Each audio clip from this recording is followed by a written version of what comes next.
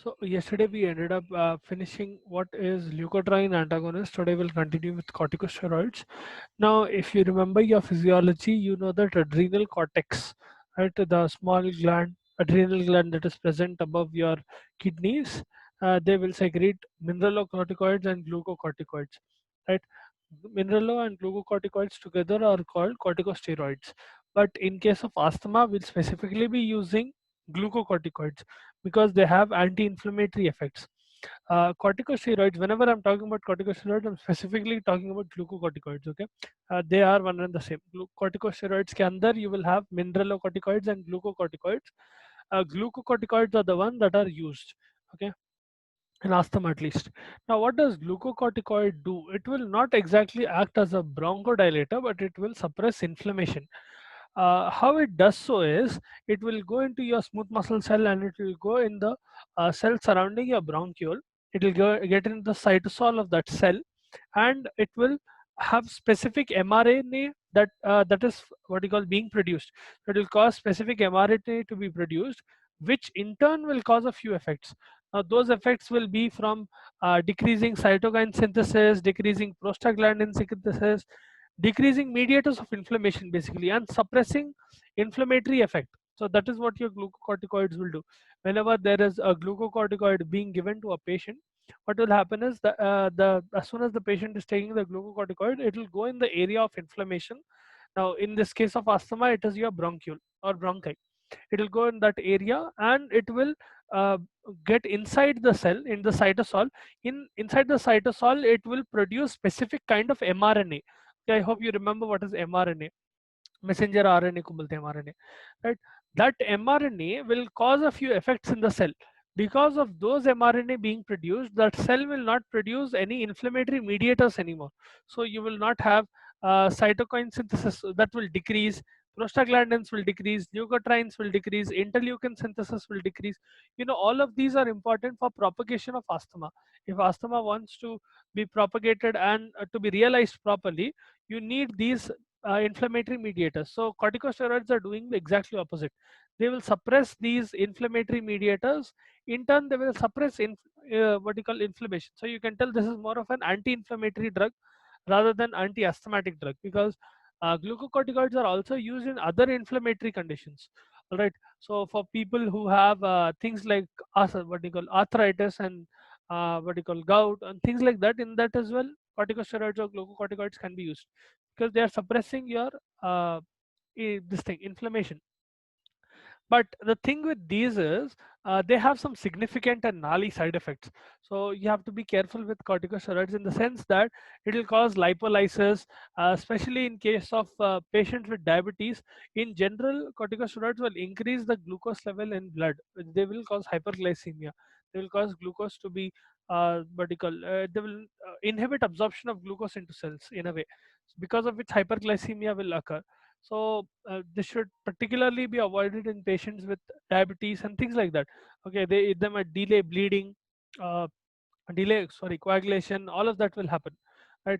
Generally these are not recommended for patients who have mild or episodic asthma. Okay, इन लोगों को mild episodic asthma patients पर use नहीं use करते हैं, and high doses of inhaled steroids, these are specifically beneficial in COPD patients and patients who get asthmatic attacks again and again. So in such patients you can use, right? Some common drugs that you will find under corticosteroids will be prednisone, beclomethasone, dexamethasone, cortisone. All of those will come under your corticosteroids, right? Now, what do you call? Coming to mast cell stabilizers, I hope you understood what is corticosteroids. These are basically anti-inflammatory drugs that can only be used in case of acute exacerbation of asthma. Meaning, if someone is immediately having acute asthmatic attack, then you can use, rather than someone who has mild to moderate or mild to moderate kind of or episodic asthma. उन लोगों के अंदर use करने के बजाय it is used in. Uh, these are basically those drugs that are used particular just before an acute attack. If someone is immediately having an attack, at that point you can give glucocorticoid. All right, so it will be helpful in that case. Now, uh, coming to the next one, that is mast cell stabilizer. Where did it go? Yeah, mast cell stabilizer. Now these the primary example in this will be taking out is sodium chromoglycolate. Okay, now what this does, I hope you guys understood what is corticosteroids. If you have any doubts, please let me know. Okay, I'm summarizing the information that is here because the asthma thing has been going on for a long time. So okay, if you guys have no doubts in corticosteroids, then we'll move on to mast cell stabilizers. Okay.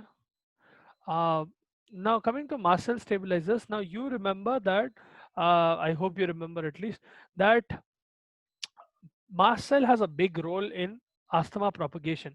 If you remember your IgE antibody that is produced from your B cell, right, interleukin 4 is produced. See, if you remember the pathophysiology of asthma, you will have this stimulating allergen, any particular allergen, which is causing stimulation from your dendritic cell.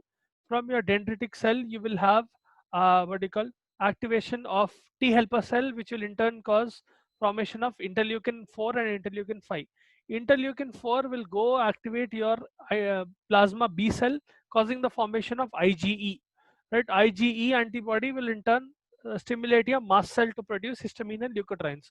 Those leukotrienes are the ones that are causing inflammation and edema and mucus formation in your what do you call this thing, in your bronchi. This is the progression how it goes in asthma. Now, in this step, you can understand that IgE plays a very important role. So, and so does mast cell. We'll get to the IgE part as well. Now, mast cell plays an important role as well, in the sense that once IgE receptor comes and binds to your mast cell, or IgE antibody comes and binds to your mast cell, what will happen is the mast cell will get degranulated, meaning the granules inside your mast cell will get released. And those granules are histamine, leukotrienes, your PAF that you're seeing are platelet activating factors and other interleukins. Okay, these are released from mast cells. Right? So what mast cell stabilizers will do is they will not let mast cell to be degranulated. In asthma, what is happening, degranulation is basically a condition in which that cell is breaking down and it is releasing granules. Okay, so mast cell stabilizer is a drug which will not allow that mast cell to what you call be degranulated, or it will not let that mast cell break down. That is what this drug is doing.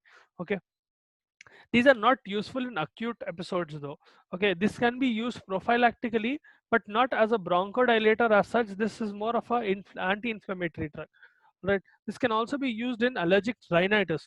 So if someone has allergic rhinitis, you can use this, but there are a few problems. The common side effects that you see with mast cell stabilizers will be what do you call, you will have throat irritation. So someone, if they are taking mast cell stabilizers, they will have throat irritation.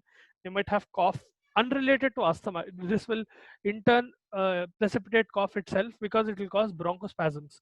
So it will go to your bronchi and the tissue surrounding your bronchi, and it will cause bronchospasm, in turn causing cough. Right, so these drugs themselves will cause a little bit of cough, and they will cause throat irritation, because mast cell stabilizers are generally given as powders. Okay, the inhalation powder that someone inhales, that will go and irritate your bronchi, which will in turn cause bronchospasm. Not in everyone, but in some people it does. Right, so I hope you understand what is mast cell stabilizer. These are some common side effects of, see, both chromoglycolate and ketotifen. You have two main drugs, sodium chromoglycolate and what do you call, ketotifen. Specific adverse effects common will be bronchospasm. Even ketotifen causes a little bit of bronchospasm. It will cause dryness of mouth specifically, and ketotifen on long term use can cause weight gain. Okay. uh, Coming to adverse effects of chromoglycolate, it will obviously cause throat irritation and bronchospasm, as I told you. Upon long-term use, it will also cause arthralgia, meaning it will have joint pain. Right? It will also cause dysuria, sometimes nasal congestion, can cause rashes as well in some people. Right? So this was about mast cell stabilizers. These are drugs basically which will stop mast cells from getting degranulated, and they will stop from inflammatory reaction being propagated anymore. All right. If you have no doubts, then any one of you have any doubts in mast cell stabilizers? What are mast cell stabilizers? What do they do, and things like that? Okay. Coming to anti-IgE antibody. Now, we know that in asthma, what is happening? Your plasma B cell, which is getting activated from your interleukin 4, the chain that I just told you. for the people who don't remember it, this is the chain. Okay, you get hold on. It starts with a what do you call stimulus. Let's suppose this is the allergen. Okay, anything that is causing allergy, this will uh, be phagocytosed by your dendritic cell. Okay, your dendritic cell in turn will interact with T helper type 2 cell. T helper type 2 cell will produce interleukin 4, sorry, IL4, or hold on, interleukin 4 and interleukin 5.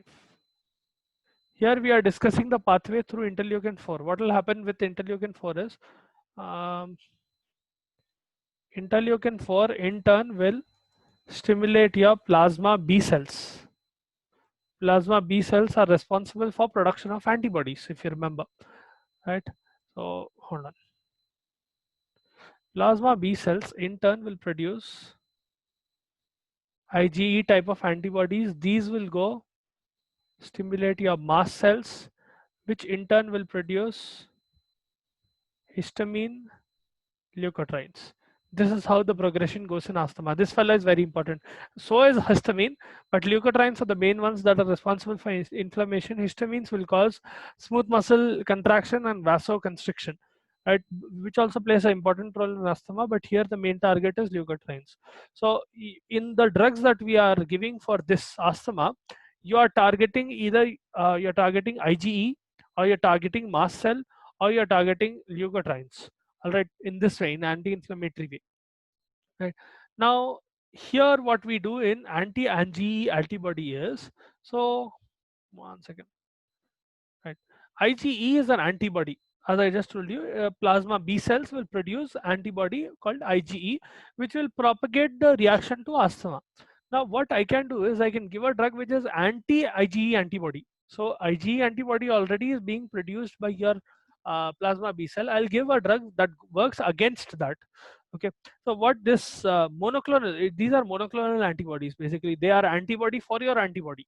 Okay, normally in your body, what will happen is there is something called an antigen, right? Here your antigen will be the stimulating agent or the allergen that is causing asthma. Against that antibody is being produced. In your asthma there is a hypersensitive reaction where a lot of antibodies are being produced. That is why inflammation is progressing to a extent where you are not able to breathe. Now, what I'll try to do is, because there is excessive amount of antibody being produced, I will try to decrease that antibody level. How I will do that is, I'll give another compound that will act against the antibody. Hence, it is called anti-IgE antibody. Okay, it is working against IgE antibody. I hope you understand the progression. If you're not understanding anything, please stop me. I'll explain again. All right, or in a better way, or whichever way you understand.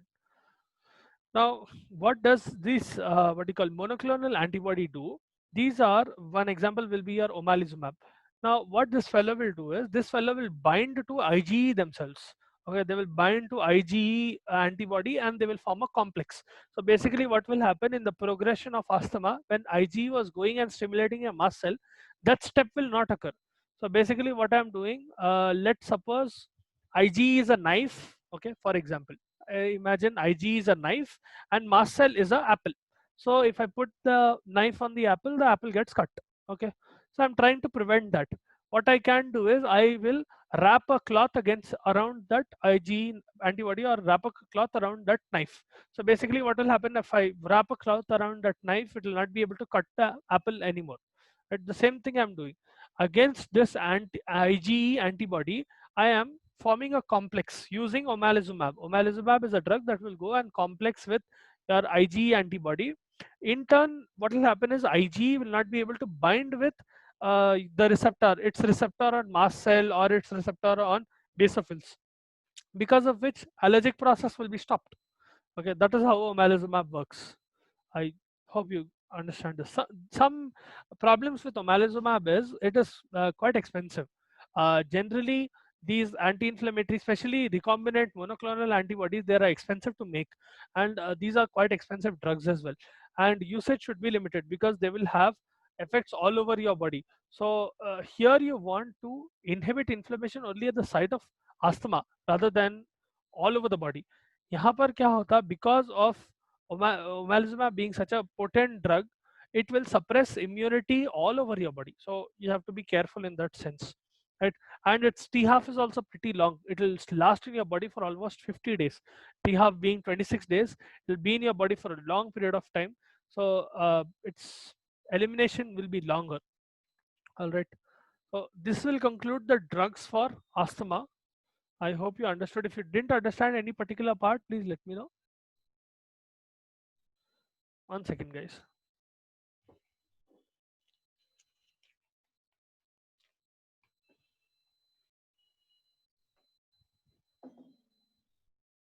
Yeah. If you didn't understand any particular part, or if you want me to repeat any particular part, please let me know. Amongst all the drugs that we discussed, anything in asthma. Right, we discussed quite a few. We discussed bronchodilators. We discussed three types of bronchodilators: leukotriene antagonists, mast cell stabilizers, corticosteroids. See, corticosteroids again can be divided into systemic or inhalational. So you can give them as subcutaneous, or you can make a patient inhale that. Both are available. Or and what do you call? We discussed about anti-IgE antibody. Any particular part that you want me to repeat?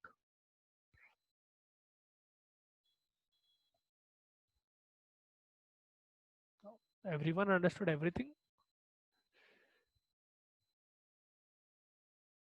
Okay, then Vandana online है? Yes, sir. Okay, can you please explain me how leukotriene antagonists work? Sir, I didn't attend the class, sir. Acha. How do corticosteroids work? Corticosteroids तो आज ही पढ़ा. You're literally here right now. Can't tell you're not present. How do corticosteroids work?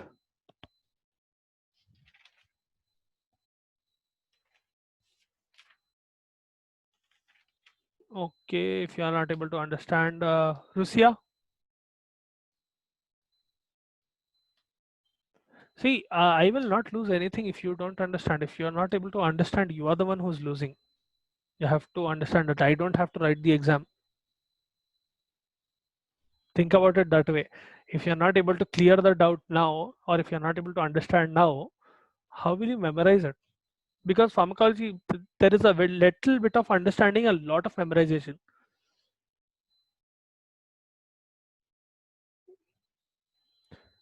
I'm asking for your own good. If you guys don't have any doubts, then I don't have any problems. Okay. So coming to treatment patterns in your asthma. See, what will happen one day is they will definitely put some surprise test. Our college people themselves. I'm not sure whether you guys are studying these or not. Even if you are attending classes, how many ever of you? Today there are 6 people. That is quite a lot, big number actually. The other day there were 3 people or 2 people something. So I'm not sure how you guys are going to pass the exam also, if there is going to be an exam. But ultimately, you will have to use that skill at one point, because see, if you're not able to understand and memorize pharmacology now, if you, let's suppose you push it on to third year, for example, at that time you'll have to study third year subjects along with pharmacology. And now that you are into pharmacology for the past 2 3 months, you should know it is not exactly that easy, right? It's a lot of memorization, and it's not something that you can do overnight. One night batting will not work in pharmacology. It might work for one night, maybe. And one big problem with pharmacology is you'll get confused a lot if you do one night batting. You'll, especially in classification, you'll put one drug in one class, one drug in the other class. So until and unless you are very good at memorization and you are very good at understanding, then God help you. Now coming to treatment pattern in asthma. How do you treat asthma? So those are the drugs that were used in asthma. Okay, here we are discussing how do you treat asthma, different types of asthma. Okay, treatment of asthma. Oh dear, one second. Treatment of asthma, it will depend on what type of asthma a patient has or what type of patient you are dealing with. Okay, you will broadly classify them into three categories. Okay, you will have your mild asthma, you have a moderate asthma,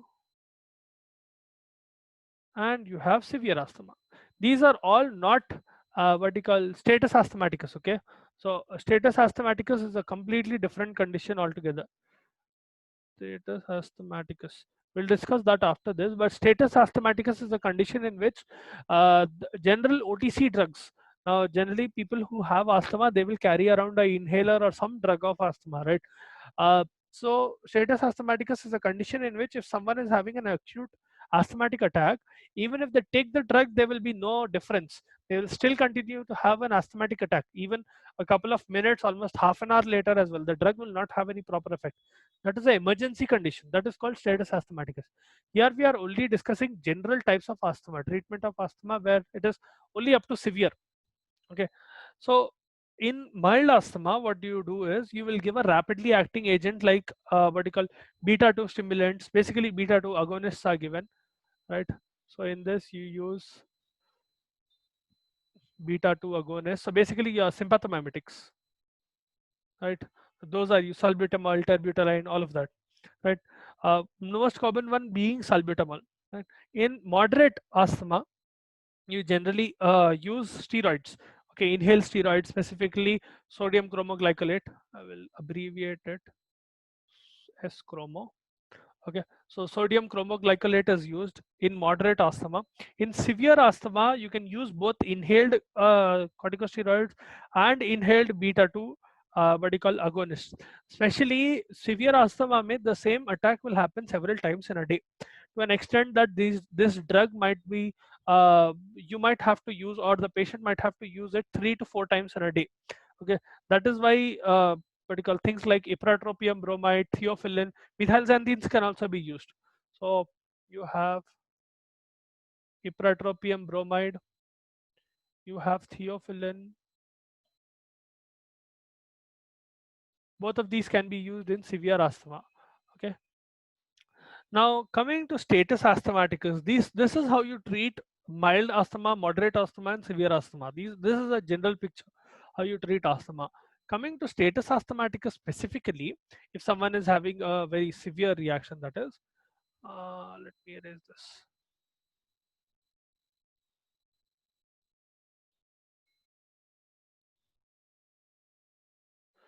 Right. In status asthmaticus, your priority will change a little bit, because here it has become a proper life-threatening situation, because normal OTC drugs are not working.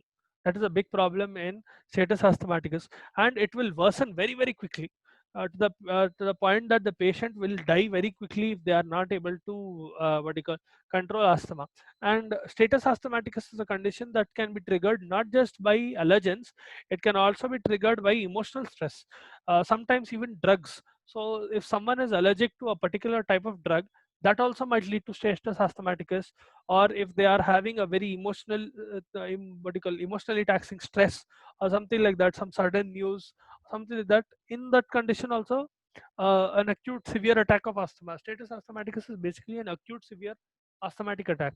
So it is very acute, it occurs very, very quickly, it is very severe. That kind of asthmatic attack will be status asthmaticus. What you do in that is you perform nebulization.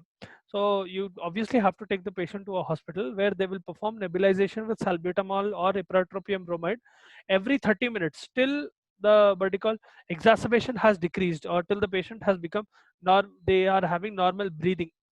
Okay, and you have to watch out for tachycardia. So tachycardia might happen during this period of time, tachypnea and tachycardia both. Sometimes if the patient is particularly severe, you might have to give hydrocortisone. Hydrocortisone is another corticosteroid. Hydrocortisone is given stat, 100 mg IV of hydrocortisone is given stat, followed by 100 mg 3 times a day or infusion. Okay, you can also use prednisolone, oral prednisolone, but generally hydrocortisone is followed up by infusion of the same. Right. Now, another important thing that you'll have to give is oxygen. So oxygen inhalation along with antibiotics. Antibiotics are given prophylactically. So what can happen is if a patient has buildup of mucus and all, that can be a nice festering ground for bacteria to grow. Especially in case of asthmatics, see, two things are happening here. They are having an inflammatory reaction where edema, pus, and what do you call your mucus, all of them are being accumulated. Now you know all of this is nice ground, nice moist ground for bacteria to grow. That is one thing. Another thing is you are giving anti-inflammatory drugs here. Anti-inflammatory drugs will not be very specific in the sense that they will not decrease immunity only in lungs. They will decrease immunity all the whole. Okay. So what happens is the patient's immunity will go down, making the patient more susceptible to what you call infections. So you have to be careful in that sense. Sometimes artificial ventilation might even be given, right? So this was about asthma and its treatment. Tomorrow we'll continue with pneumonia. Yes, unable to hear you. Oh dear. Are you able to hear me now?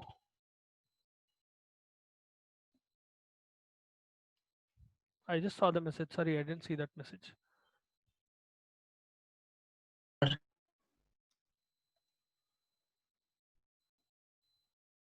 Hello, are you able to hear me now? Uh, Yes, sir. there's a lot of lag from your end. Yeah, Vamshi, are you able to hear me now? I heard Atul. Um, okay, just to repeat in the last 2 minutes what I told, in status asthmaticus, you give nebulization through salbutamol. Okay, in case you missed that part, you give nebulization through salbutamol. Obviously, if a patient is having status asthmaticus, you have to rush them to a hospital. Okay, normal OTC drugs are not working. That is why it is a status asthmaticus. Okay, you will either give nebulization through salbutamol or ipratropium bromide. Okay, you'll watch out for tachycardia. Another thing you do is sometimes in some patients you'll have to give. Not able to hear me. Oh dear.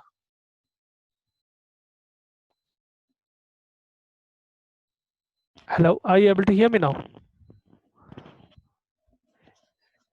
Once check your connection in the audio. How about the other guys? Are you able to hear me? Yes, sir. Okay, Yes, sir. you're able to hear me. Vamshi, Yes, abhi sir. sunai de raha? Yes, sir. Uh, 1 second. Someone's music is on.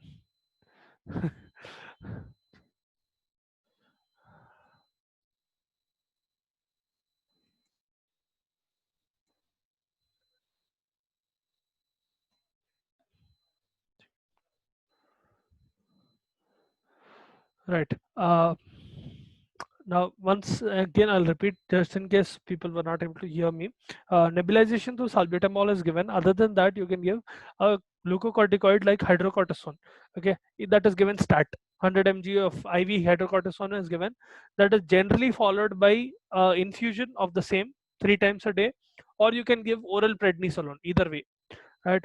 You have to give oxygen inhalation as well along with prophylactic antibiotics, because what will happen is if there is a lot of mucus and a proper asthmatic attack which is not being stopped, that can be a nice festering ground for bacteria to develop, bacteria, fungi, anything to develop. So what you do is you give prophylactically a few antibiotics just in case that does not happen. Another thing is when the patient is given anti-inflammatory, their immunity will generally go down. So and that is not specific to just lungs. It will in general decrease your immunity on the whole. So the patient will become more susceptible to infections. In that condition, you need to give prophylactically antibiotics. Sometimes even you have to check out for dehydration. The patient might get dehydrated. All right. Artificial ventilation in case of extreme cases. So in case of extreme cases, you might have to give an artificial, have to attach an artificial ventilator to the patient. Right. That completes our asthma or anti-asthmatics. So if you guys have no other doubts, we'll continue with pneumonia tomorrow. Tomorrow we'll start off with pathophysiology. We'll do pneumonia. After that, we'll do anti-cough medication.